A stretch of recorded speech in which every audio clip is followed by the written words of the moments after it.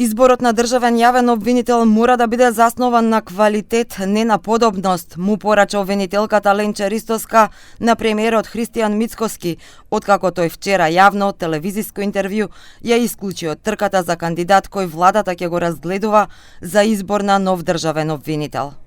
Кога кандидат однапред се исклучува без анализа на неговата програма и професионален пат, тоа отвара прашање за природата на критериумите што се применуваат.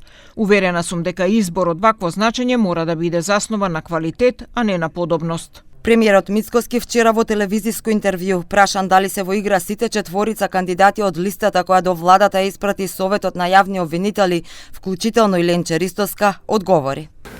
Апсолутно не се сите во игра и мојот став поврзано со тоа име е апсолутно дека тоа име не е во игра. По изјавата на премиерот се разгоре и партиската реторика. Опозицијската СДСМ го обвини Мицкоски за директно мешање во изборот на нов државен јавен обвинител и погребување на правната држава.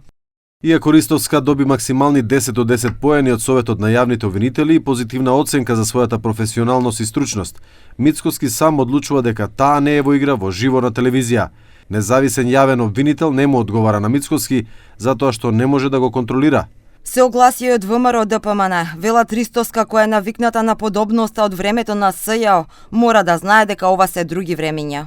Мора да сме искрени, подобноста е најсилниот атрибут и особина на Ристовска и нејзиниот неизбор е токму сигнал дека тоа овде не е пресудно, туку далеку поразлични и побитни критериуми. Членовите на Советот на јавните обвинители покрај за Ристовска дадоа позитивно мислење за обвинителките Анита Тополова и Сајловска, Лидија Раичевиќ и за судијата Ненад Савески. Од трката отпадна поранешниот кривичен судија Владимир Панчевски. На потек сега е владата која ќе одлучи чие име ќе го испрати до собранието кое треба да го избере новиот државен обвинител.